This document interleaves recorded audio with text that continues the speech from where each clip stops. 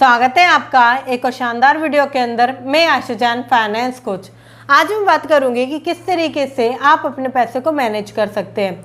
हर इंसान चाहता है कि वो अपने पैसे के मैनेजमेंट को थोड़ा संभाल कर चले, क्योंकि पैसे लिमिटेड होते हैं। आज चाहे आप 25,000 रुपये कमाते हो, 30,000 रुपये कमाते हो या 10,000 रुपये कमाते हो, या कोई 1,00,000 रुपये महीना क्यों ना कमाता हो, कोई भी इंसान अगर बजट मेंटेन नहीं करता, अपने पैसों को मैनेज नहीं करता, तो उसके पैसे बहुत जल्दी खर्च हो जाते हैं।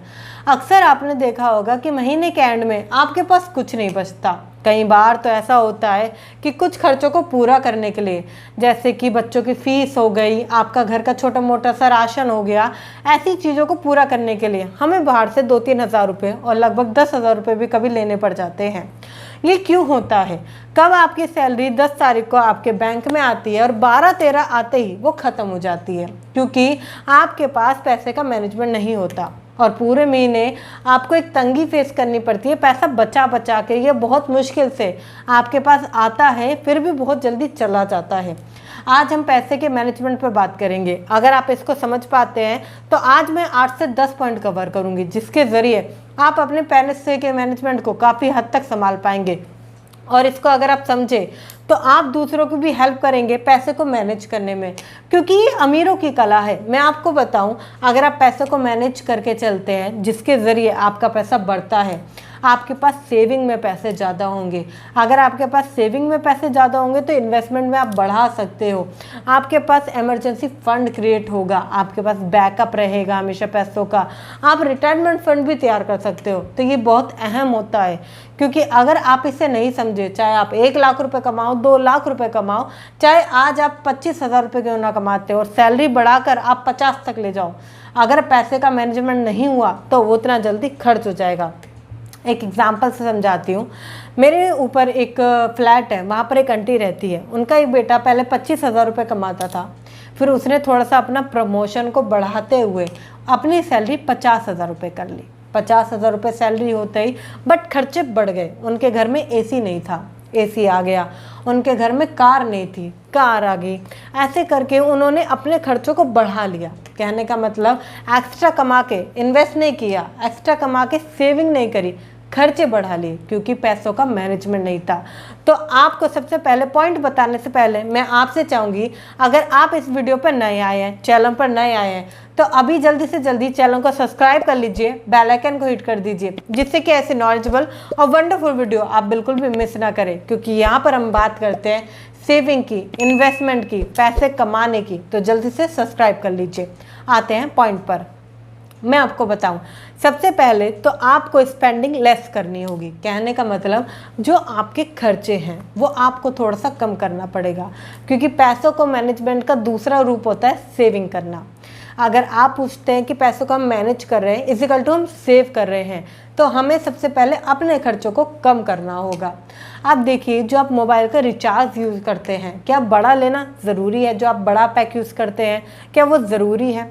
आप अभी ट्रैवल करते हैं, क्या वो ज़रूरी है? अभी आप कम में कर सकते हैं क्या?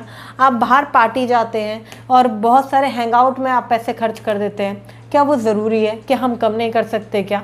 इस तरीके से अगर आप अपनी स्पेंडिंग को देखते हैं तो आप काफ़ी हद तक कम कर सकते हैं। कहने का मतलब, अगर आपको एसी की ज़रूरत अभी नहीं है तो क्या मैनेज कर सकते हैं? कार की ज़रूरत अभी नहीं है तो क्या मैनेज कर सकते हैं? कहने का मतलब, जो चीज़ें आपके खर्चों को बढ़ाती हैं, आपकी इनकम कम है, आपके खर्चों को बढ़ाती है, स्पेंडिंग को बढ़ाती है। कई बार क्या होता है, घर का सामान ही बहुत ज़्यादा कॉस्टली हो जाता है। कहने का मतलब है, कभी घर का सामान 5 से 6 हज़ार रुपये में आता है, 10,000 रुपये में आता है, मगर वही घर का सामान आपकी सैलरी के आसपास पहुंच जाता है। सारे खर्चे देने के बाद भी, सारी चीज़ें होने के बाद भी पैसा बच नहीं पाता। इसका सिर्फ एक ही कारण है, आपके खर्चे ज़्यादा हो रहे हैं। आपको स्पेंडिंग लेस करनी पड़ेगी। अब कुछ लोग मुझसे पूछेंगे, मैम हम तो चाहते हैं कि खर्चे ज़्यादा हो, मतलब खर्चे कम हो और हमारी कमाई ज़्यादा हो, मगर कई बार ऐसा होता है कि हमारी फैमिली समझ नहीं पाती इस बात को। वो कभी भी अपने खर्चे कम नहीं करती, वो ज़्यादा करने की ज़िद करती है और कई बार ऐसी चीज़ मांगती है जो कि हमें लानी पड़ती है। मैं आपको बताऊं, आज का टाइम वो नहीं रहा कि आप किसी से बात ना करें या कुछ भी घर में शेयर ना करें। आज का समय वो है कि आप अपने फाइनेंस के बारे में सब कुछ बताएं टोटली। फैमिली में बात करना बहुत ज़रूरी है, क्योंकि आप अकेले नहीं कर पाओगे।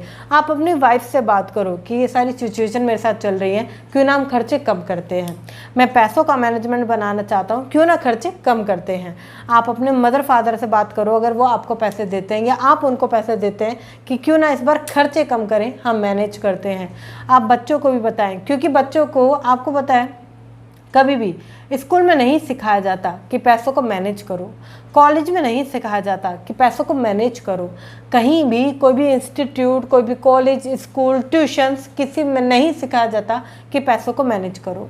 जो प्रॉब्लम आज आप फेस कर रहे हो, अगर शुरू से आपके मदर ने, आपके फादर ने इस चीज़ को बताया होता या किसी ने भी आपको घर में समझाया होता तो आपको ये प्रॉब्लम आती ही नहीं। मगर आज क्यों आ रही है? क्योंकि कभी भी इस चीज़ पर बात नहीं की जाती। हमेशा बात की जाती है बच्चा तुम ज़्यादा पढ़ो या तुम आगे जाओ, अच्छी नौकरी करो।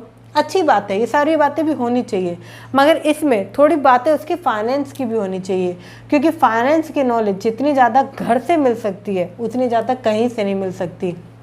आपको बात करनी ज़रूरी है। आप अगर सभी से बात करेंगे, जब भी सभी को समझ में आएगा, क्यों ना हम एक्सपेंडिंग को थोड़ा सा रोक दें, क्यों ना खर्चों पे थोड़ा सा रोक लगा दिया जाए। अगर आप इस तरीके से काम करेंगे और फैमिली का सपोर्ट लेते हुए काम करेंगे तो पहले ही महीने से आपका बजट ट्रैक पे आ जाएगा। कहने का मतलब आपके पैसे मैनेज होने लगेंगे, आप सही ढंग से उसे इस्तेमाल कर पाएंगे और आपको पता चलेगा कि जो गलती आप कर रहे हैं वो गलती करने की तो आपको ज़रूरत ही नहीं थी। सेकंड पॉइंट आता है इसमें, आपको अवॉइड करना पड़ेगा अपना क्रेडिट कार्ड।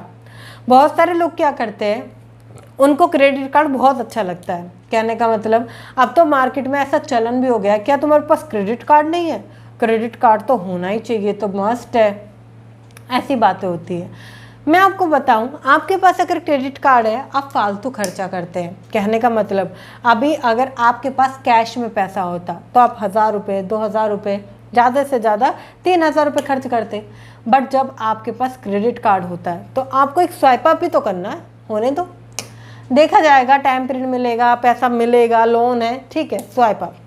ये एक अनचाहा कर्ज है जिसे आप अपने वॉलेट में लेकर घूमते हैं। मैं आपको बताऊं, जब इस तरीके से आप कर्ज करते हैं या क्रेडिट कार्ड की स्पेंडिंग बढ़ाते हैं, आप बाय नाउ पे लेटर, ये बड़ा अच्छा सा लगता है सुनने में कि अभी खरीद लो बाद में दे देना, या 2 महीने की इंस्टॉलमेंट, 6 महीने के बाद पैसा भरना है, ऐसी चीज़ें होती है।